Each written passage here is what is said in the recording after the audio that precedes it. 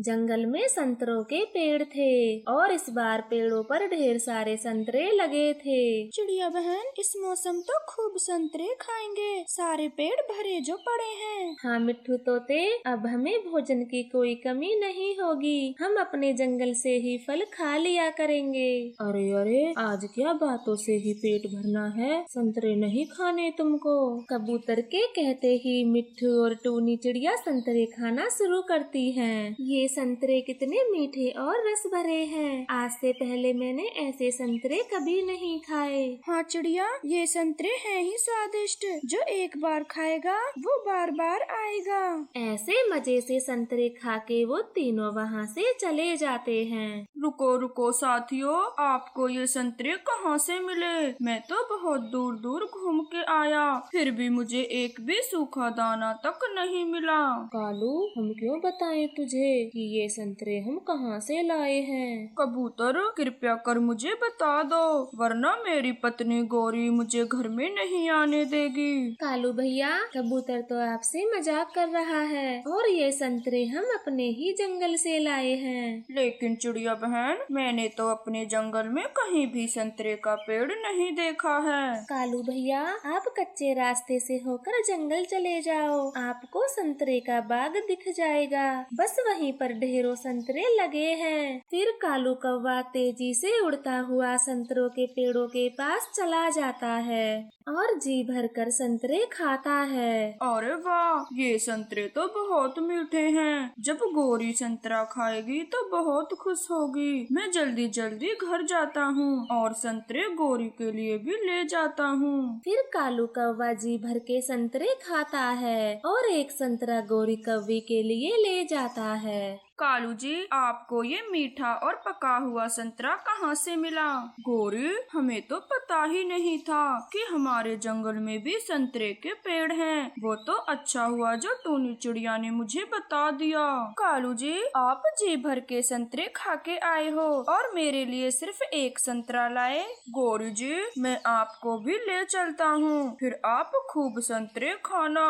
फिर कालू कौवा गौरी कौवी को भी संतरों के बाग पर ले आता है। गौरी खूब जी भरकर संतरे खाती है। कालू जी, आज से पहले मैंने इतने रस भरे संतरे कभी नहीं खाए। खाओ खाओ गौरी जी, पेट भर के संतरे खाओ, पेड़ों से संतरे खत्म नहीं होने वाले।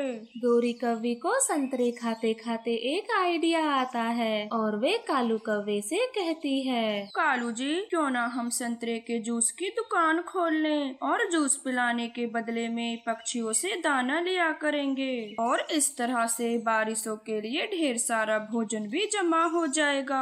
हाँ हाँ गौरी जी, जब पक्षी संतरे खाना ही पसंद करते हैं तो सोचो संतरे के जूस को कितना पसंद करेंगे।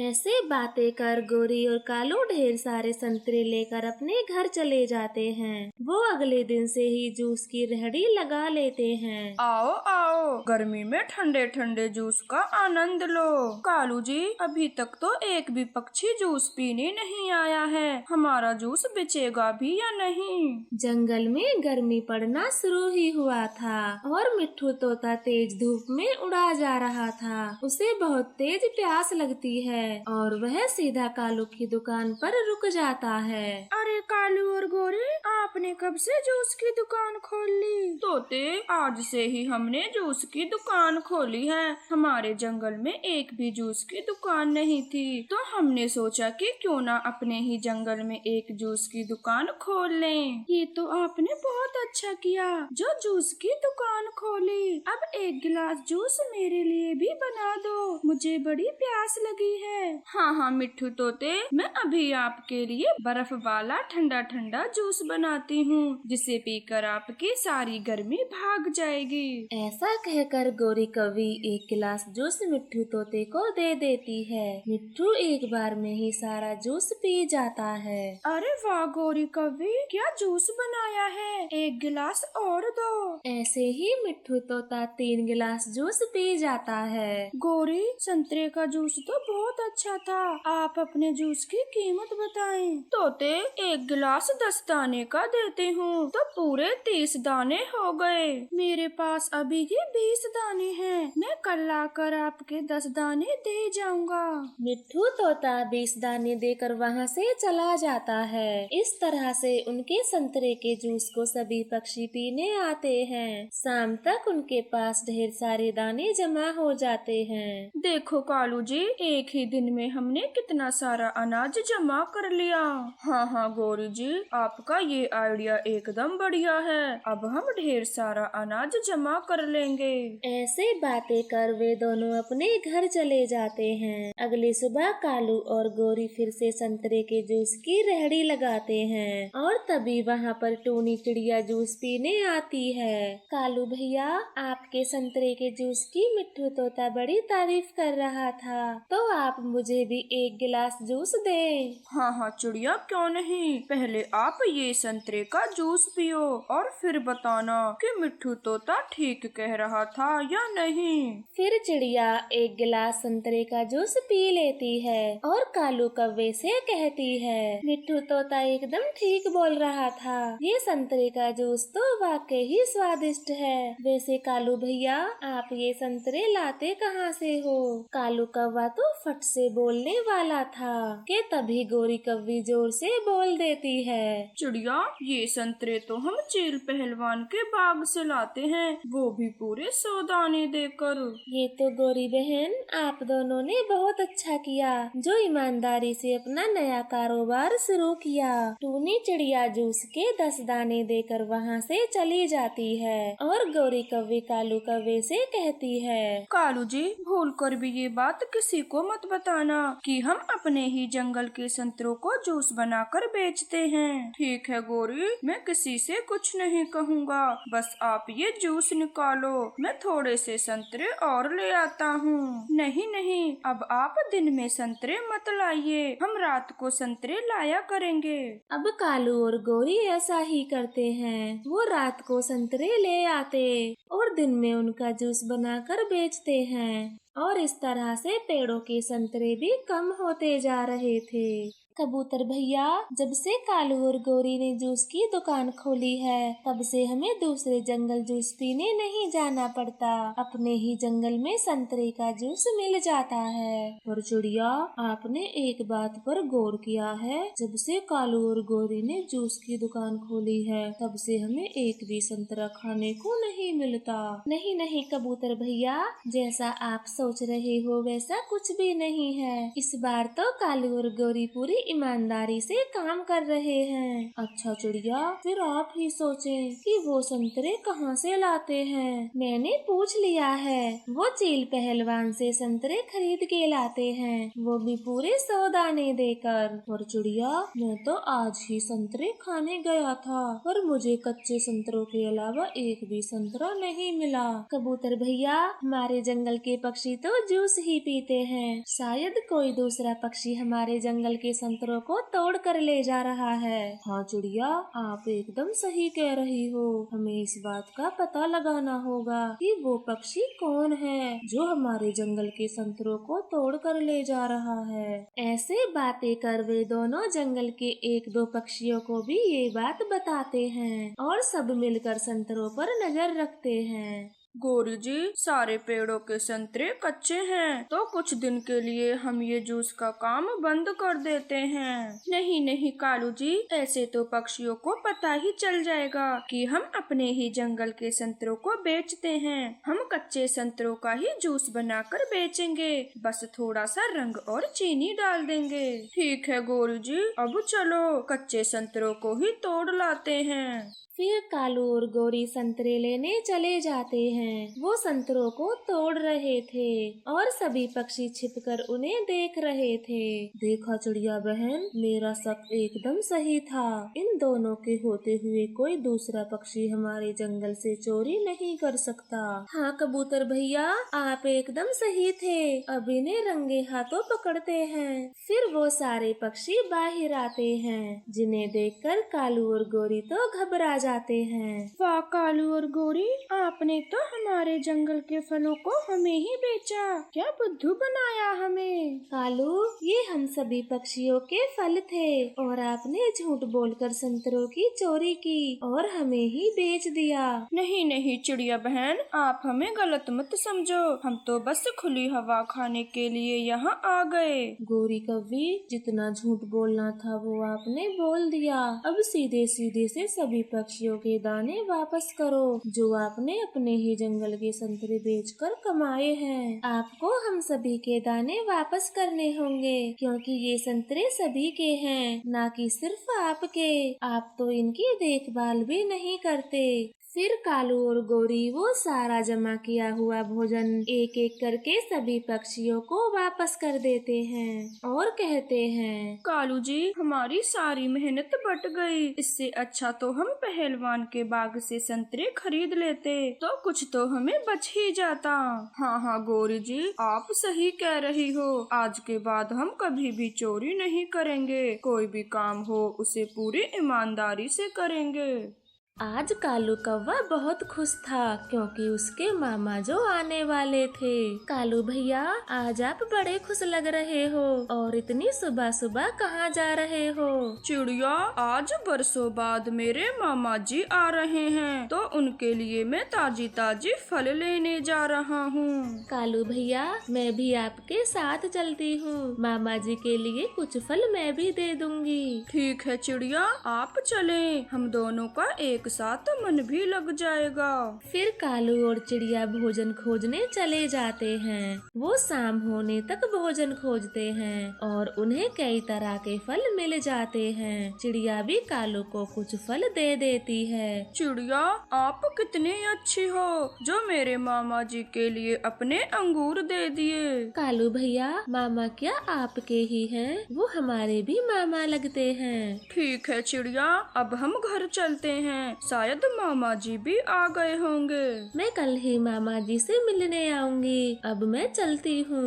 फिर वह दोनों अपने अपने घर चले जाते हैं। कालू कौवा अपने मामा का बेसब्री से इंतजार कर रहा था कि तभी उसके मामा जी आ जाते हैं। मामा जी आप आ गए, मैं कब से आपका इंतजार कर रहा था। कालू भांजे, अब घर के अंदर तो चल, वहीं बैठकर आराम से बातें करेंगे। फिर वह दोनों घर के अंदर चले जाते हैं। कालू अपने मामा जी के लिए तरह तरह के फल लेके आता है। मामा जी, पहले आप क्या खाना पसंद करोगे, ये खट्टे मीठे अंगूर या रसीले आम? मैंने आपके लिए सुबह से भोजन की तैयारी की है। कालू भांजे, ये सब क्या है? मैं ये फल फूल नहीं खाता। क्या मामा जी, आप फल नहीं खाते हो तो फिर क्या खाते हो जिससे आपका पेट भर जाता है? भांजे, मैं तो मांस खाता हूँ, वो भी एकदम ताजा ताजा। क्या मामा जी, आप मांस खाते हो? पर ये जंगल तो मांसाहारी पक्षियों का नहीं है और न ही मैं मांस खाता हूँ। तो क्या भांजे, फिर क्या आप अपने मामा जी को भूखा ही सुलाओगे? इससे अच्छा तो मैं यहाँ कभी नहीं आता। नहीं नहीं मामा जी, ऐसा मत कहो। आप मुझे बताएं कि मांस कहाँ मिलता है, मैं अभी जाकर ले आता हूँ। मेरे बंधु भांजे, मांस कहीं मिलता नहीं है, कमजोर पक्षियों का शिकार किया जाता है। चलो, मैं तुम्हें शिकार पकड़ना सिखाता हूँ। फिर कालू और उसका मामा नदी पर चले जाते हैं। वो एक पेड़ के पीछे छिपकर देखते हैं। वहाँ टोनी का बेटा पानी पी रहा था। मिल गया, आज का शिकार मिल गया। मामा जी, ये कुक्कू है, मेरी दोस्त टोनी चिड़िया का बेटा। आप इसका शिकार ना करें। दोस्त? कैसी दोस्त? भूख के सामने कोई दोस्त नहीं होता। शिकार तो मैं इसी बच्चे का करूँगा। नहीं नहीं मामा जी, मैं आपको कुक्कू का शिकार नहीं करने दूंगा, आप कुछ और खा लें। कालू भांजे, अगर ऐसी बात है तो मैं आज ही तेरे घर से चला जाता हूँ और फिर कभी भी नहीं आऊँगा। नहीं मामा जी, आप आज ही तो आए हो और आज ही जाने की बातें ना करो। तो ठीक है, मुझे चुपचाप से इस बच्चे का शिकार करने दे, मैं फिर नहीं जाऊँगा। ऐसा कहकर कालू का मामा कुक्कू के ऊपर जाल फेंकता है और उसे पकड़कर ले आता है। कालू तो शर्म के मारे कुक्कू को अपना चेहरा भी नहीं दिखाता। कालू भांजे, तू लहसुन प्याज काट दे, मैं तब तक ये शिकार को फ्राई करता हूँ। कालू कौवा चुपचाप से अपने मामा के बताए काम करने लगता है। फिर कुछ देर बाद कालू का मामा कुक्कू की सब्जी बना देता है और एक कटोरी में कालू को देता है। ये ले भांजे, आज अपने मामा के हाथ की सब्जी खा, तू ये फल खाना भूल ही जाएगा। नहीं मामा जी, ये सब आप ही खाएं, मैं कुक्कू का मांस नहीं खा सकता, वो टूनी का बेटा था, अब चिड़िया अपने बेटे के बिना कैसे रहेगी। क्या भांजे, आप अभी तक टूनी के बेटे के बारे में ही सोच रहे हो? एक बार थोड़ा सा खा कर तो देखो, अगर स्वाद न आए तो कहना। वैसे हम कौवों का तो कोई सगा नहीं होता, तो ये कुक्कू कौन सा सगा था। ऐसे बातें करते हुए मामा एक टुकड़ा कालू को खिला देता है। कालू को मांस का टुकड़ा स्वाद लगता है, फिर वो भी अपनी कटोरी का मांस खा लेता है। वैसे मामा जी, इतना बुरा भी नहीं था मांस, मुझे तो एकदम बढ़िया लगा। फिर वह दोनों सो जाते हैं और सुबह हो जाती है और चिड़िया अपने बेटे को ढूंढ रही थी। कबूतर भैया, आपने मेरे कुक्कू को कहीं देखा है? वो कल शाम से मुझे नहीं मिल रहा, मैंने सारा जंगल खोज लिया है। नहीं नहीं चिड़िया बहन, मैंने आपके कुक्कू को कहीं नहीं देखा। फिर चिड़िया कालू कौवे के घर चली जाती है। कालू भैया, आपने कहीं मेरे कुक्कू को देखा है? वो कल रात से ही मुझे कहीं नहीं मिल रहा। नहीं चिड़िया बहन, मैंने कुक्कू को कहीं नहीं देखा, मैं तो मामा जी के आने के बाद घर से बाहर ही नहीं निकला। क्यों मामा जी? ये मेरे साथ घर में ही बातों में लगा हुआ था। आप दूसरे जंगल कुक्कू को खोजें, शायद वहाँ चला गया होगा। कालू के मामा की ये बात सुनकर चिड़िया वहाँ से दूसरे जंगल चली जाती है। मामा जी, कहीं चिड़िया को पता न चल जाए कुक्कू के बारे में, मुझे तो बहुत डर लग रहा है। डरो मत भांजे, कुक्कू तो हमारे पेट में अब हजम हो गया है, अब उस चिड़िया को कुछ भी पता नहीं चलेगा। अब हम दूसरे शिकार के बारे में सोचते हैं। ठीक है मामा जी, आज हम पहाड़ों पर चलते हैं, वहाँ कोई छोटा पक्षी हमें मिल ही जाएगा। ठीक है भांजे, अपने साथ एक पोटला ले लो, अगर दिन में शिकार करके लाएंगे तो वो किसी को नहीं दिखेगा। मामा जी, आप तो बहुत होशियार हो, मैं अभी एक बड़ा पोटला ले लेता हूँ। ऐसे बातें कर वे दोनों पहाड़ों पर चले जाते हैं और एक छोटे चील का शिकार कर लेते हैं। मामा जी, ये चील तो बड़ा ही स्वादिष्ट बना है, मुझे तो मजा ही आ गया खाके। आप कभी भी यहाँ से मत जाना।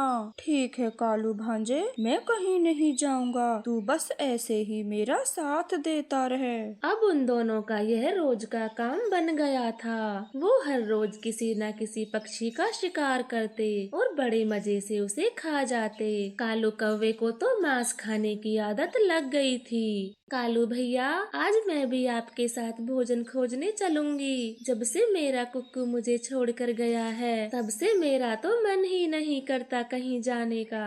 ना ना चिड़िया बहन, आप यहीं पर रहकर आराम करें, मैं आपके लिए भोजन ले आऊँगा। मुझे पता है आप कुक्कू के जाने के गम में बहुत कमजोर हो गई हो, मैं आपके लिए भोजन ले आऊँगा। कालू भैया, आप कितने अच्छे हो जो मेरी इतनी फिक्र करते हो।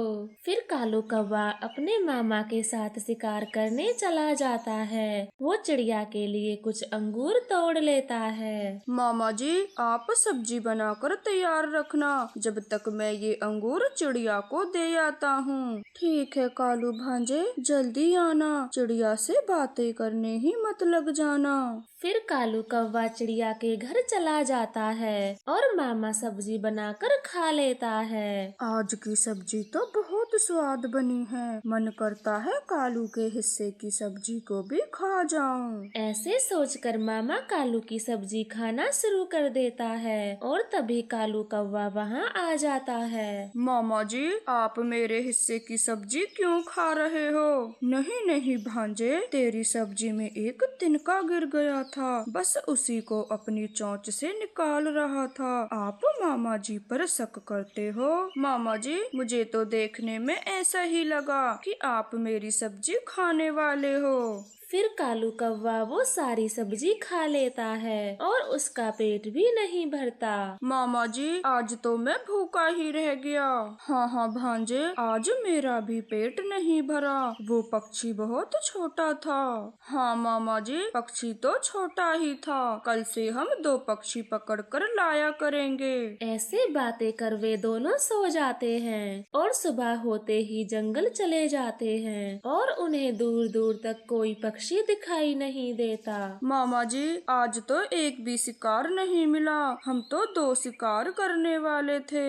हाँ भांजे, पता नहीं आज किसका मुंह देख कर आया हूँ, एक पक्षी भी दिखाई नहीं दे रहा। मामा जी, मैंने तो आपका ही मुंह देखा था। चुप कर जाओ कालू भांजे, हम झील पर चलते हैं, शायद वहाँ कुछ मिल जाए। फिर वह दोनों झील पर चले जाते हैं और काफी देर झाड़ियों में छिपकर बैठ जाते हैं, परंतु वहाँ शाम होने तक कोई पक्षी नहीं आता। कालू भांजे, लगता है आज शिकार नहीं मिलेगा। तू ये पके पके बेर ही तोड़ ले, आज तो इनसे ही पेट भरना पड़ेगा। क्या मामा जी, मुझे तो मांस खाए बिना नींद ही नहीं आएगी। कोई बात नहीं, आज बेर ही खा लेना, कल हम दूसरे जंगल जाएंगे और 2 शिकार पकड़ेंगे। फिर कालू कौवा कुछ बेर तोड़ लेता है और वे दोनों अपने घर आ जाते हैं। कालू का मामा बेर खाकर सो जाता है, परंतु कालू कौवे को तो नींद ही नहीं आ रही थी, बस मामा जी को ही घूरे जा रहा था। क्यों ना आज मामा जी का ही शिकार कर लूं और अकेला ही पेट भर खाऊं। वैसे हम कौवों का तो कोई सगा नहीं होता, मामा जी ने ही मुझे बताया था। फिर कालू कौवा एक लाठी अपने मामा के सर पर मार देता है और उसकी सब्जी बनाकर पेट भर खाता है। आज तो पेट पूरी तरह से भर गया। पहले मामा जी के साथ बांटना पड़ता था, परंतु आज के बाद अकेला ही खाया करूँगा। फिर कालू कौवा मामा जी की सब्जी खाकर सो जाता है। तो प्यारे दोस्तों, हमें इस कहानी से यह सीख मिलती है कि हमें किसी को कोई बुरी सीख नहीं देनी चाहिए, क्योंकि वो बुरी सीख एक दिन हमें ही ले डूबती है।